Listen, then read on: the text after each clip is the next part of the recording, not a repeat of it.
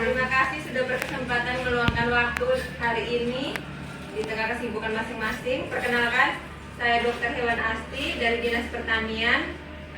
Saat ini akan melakukan penjelasan singkat tentang menjaga hygiene atau tingkat kebersihan di lapak penjualan daging babi. Sebelum itu, saya minta waktu Bapak masing-masing untuk perkenalkan diri dan lama waktu berjualan di sini. Bisa dimulai dari sini. Silakan Om Kevin. Perkenalan nama dan lama berjualan sudah berapa tahun? Ya. Panggil nama lengkap. Nama panggilan saja. Nama siapa? Lama berjualan sudah berapa tahun? Nama saya. Nah, nama saya. Lama berjualan sudah berapa tahun? Ya. Nama saya Petrus Kadaregi. Iya. Pekerjaan 5 tahun. Sudah 5 tahun. Oke, selanjutnya. Nama saya Martin Luther Doke. Lama berjualan. Lama berjualan daging babi di sini sudah 10 tahun lebih. Oke. Saya lama dan lama bekerja di sini sudah 5 tahun. Nama saya Melkiades Doki Wila, lama berjualan di sini sudah sekitar 12 tahun. Saya Jeto atau biasa dipanggil Ruben Sultan. Ruben lama tahun sekitar tahun 2013 ya mulai sekitar 13 tahun. Tidak ada yang habis manggil Bang. Gimana Nama Bang? saya Tobias, saya lama berjualan di sini sudah sekitar 7 tahunan. Oke, baik, terima kasih Bapak-bapak semua. Semuanya sejauh ini sudah sangat berpengalaman dalam menjual daging babi. Jadi hari ini saya hanya akan menjelaskan secara singkat tentang kebersihan di lapak penjualan daging babi yang mungkin selama ini belum kita terapkan secara baik. Jadi yang tahap pertama tuh dari mulai daging babi datang ke sini, dibawa ke sini. Jadi sebelumnya kan sudah diperiksa oleh ibu dokter ya, dan pemotong, berarti sebelum pemotongan. Kemudian daging dibawa ke sini dalam keadaan sudah dipotong bersih dan dibawa dengan mobil masing-masing. Nah, mobil itu seharusnya ada alasnya untuk ditaruh di untuk menyimpan dagingnya biar aman dan bersih. Jadi tidak langsung ditaruh di bawah mobilnya, atau di mobil tanpa alas. Kemudian sampai di sini harus dipisahkan antara daging, tulang, darah, dan jeroan.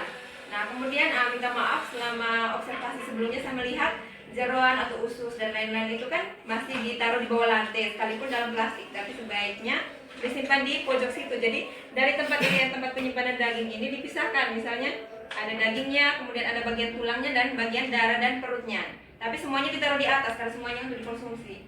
Karena kita kan menginjak lantai, tidak etis kalau makanan juga ditaruh di bawah kemudian dijual kembali. Nah, kemudian selama bertransaksi, sebelumnya proses penjualan dulu. Jadi syarat-syarat untuk kebersihan pribadi. Jadi bapak-bapak sebagai pelaku penjual di pasar sebaiknya berpakaian yang bersih, kemudian menggunakan celemek atau apron untuk alas, tangan selalu dicuci bersih. Jadi setiap kali habis melayani pembeli selalu mencuci tangan, kemudian menunggu pembeli datang lagi baru melayani lagi, kemudian mencuci lagi. Jadi secara bergantian seperti itu. Bukan menunggu selesai penjualan habis baru dibersihkan. Kemudian alat pemotongan juga sebaiknya setelah 1 kali pemotongan dibersihkan dulu baru ini lagi. Soalnya kita kan juga jualan di pinggir jalan itu rentan kontaminasi. Kemudian biasanya kan melayani pembeli itu antara daging dan uang kan biasanya 1 kali. Jadi sebaiknya dipisahkan, kan biasanya ada beberapa orang nih dalam satu tim. Jadi ada yang bagian menerima uang, ada yang untuk melayani daging. Jadi tidak digabung-gabung karena rentan kontaminasi. Uang ini kan kita tidak bisa pantau dari mana asalnya, dari siapa, sudah pindah-pindah tangan ke berapa orang. Nah begitu. Kemudian selama penjualan sudah timbangan peralatan. Kalau peralatan pisau apa rutin dibersihkan. Kemudian papan yang untuk alas pemotongan itu sebaiknya itu yang mudah dibersihkan. Jadi setiap kali habis dipotong papannya itu dibersihkan. Kemudian timbangan juga ditera biar jumlahnya juga sesuai dengan standar dari 0. Kemudian kebersihannya juga dijaga. Terakhir itu untuk kebersihan ruangan. Jadi terima kasih hari ini kita sudah mengecek ulang. Harapan kami ke depan tuh tetap dijaga. Jadi selalu dijaga kebersihan, darah, bekas limbah apapun dibersihkan semua sampai bersih, kemudian dibuang tempat sampah. Nah untuk limbah tulang daun-daun, plastik sampah di luar. Kemudian untuk perilaku kita ya, minta maaf, jadi usahakan untuk tidak merokok selama berjualan karena itu rentan kontaminasi.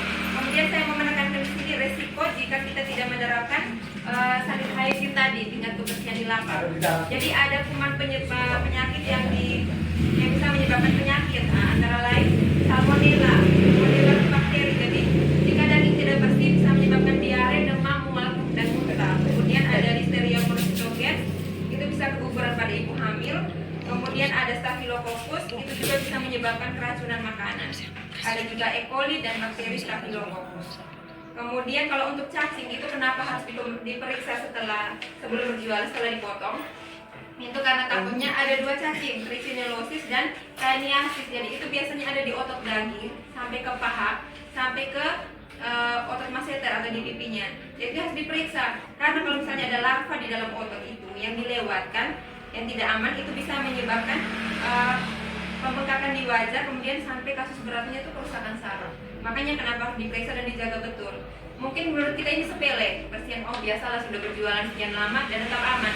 Tapi bisa saja selama ini ada penyakit yang kita timbulkan, tapi karena tidak dideteksi betul, jadi dikaitkan dengan penyakit lain. Mungkin setelah beli daging atau konsumsi dari sini ada aktivitas lain, kemudian ya pikiran kita mungkin karena hal lain. Tapi bisa jadi kita jadi penyumbang penyakit dari hal-hal kecil itu. Jadi harapan ke depan kalau kita jaga bersama agar lapak kita terus dipercaya masyarakat, tetap aman ke depannya. Kemudian saya minta pendapat dari Bapak masing-masing tentang kegiatan hari ini dan harapan untuk ke depannya. Dari Om Tobi, untuk cerita tentang hari ini bagaimana menurut Om sebelum dan sesudah, kemudian harapan untuk ke depannya seperti apa? Ya, terima kasih dokter sudah waktu memperhatikan kebersihan lapak ini juga bersama dengan kami. Hanya beberapa hal yang kita koreksi hari ini untuk teralis itu kan belum dicat dokter. Iya. Kalau bisa nanti besok lusa dicat juga teralisnya. Habis bagian dalam ini kalau bisa jangan pakai warna putih seperti ini dokter. Karena sangat terkontaminasi pada saat kena darah, itu sulit sekali untuk dibersihkan. Sebaiknya warnanya yang agak gelap. Silakan memilih warna gelap yang bagaimana yang terbaik lah. Begitu. Dengan air nanti ya dokter, yang minta tolong diperhatikan masalah air di sini gitu. Terima kasih Pak. Om Zeto mungkin ada tambahan? Mungkin satu juga mungkin WC juga loh. Mungkin bagi kita satu jangan lari ke rumah atau cari tempat lain gitu biasanya. Mungkin yang sampah juga tuh mungkin kalau boleh mungkin kendaraan sampah bisa mau angkut kita punya sampah di sini tuh. Kalau kita nampung di sini sih. Iya. Nanti bawa tuh bisa. Kemudian Om ada tambahan? Sudah. Oke, menurut Om mereka puas untuk hari ini hasilnya? Ya, sangat puas. Ada lapar. Jadi sedikit tambahan dari saya meluruskan dari Om Tobi tadi. Jadi sebenarnya kemarin itu kita pertimbangkan apa mau dipakai warna gelap atau warna terang. Nah, sesuai aturan karena ini adalah penjualan daging babi, tidak boleh menggunakan warna gelap. Alasannya kalau menggunakan warna cerah, jadi di saat ada kontaminasi, ya kita mau tidak mau harus membersihkan. Jadi di situ yang letak acuan bahwa kita harus selalu menjaga itu karena ada bercak darah, otomatis kita harus membersihkan. Jadi begitu persyaratannya. Kita tidak bisa menggunakan warna gelap karena itu malah menutupi kotoran yang seharusnya dibersihkan. Standarnya seperti itu. Oke, jadi kita mohon kerjasama untuk kedepannya. Yang dari Ibu Dokter ada tambahan sebagai tim petugas teknis dari dinas? Iya. Terima kasih Dokter Asti. Kalau saya dari semua yang dilakukan hari ini, baik oleh Dokter Asti sendiri maupun oleh teman-teman di kios penjualan daging babi, di tempat pertama saya sampaikan terima kasih banyak karena hal ini selain menjalin kebersamaan kita juga membuat lapak kita menjadi lebih bagus. Mohon kita semua juga memperhatikan, menjaga sehingga tetap seperti ini. Sehingga nanti kalau ada sesuatu kita duduk lagi sama-sama seperti ini, kita ngobrol lagi sama seperti ini dan bisa kita bicarakan. Kemudian terima kasih Dokter Asti.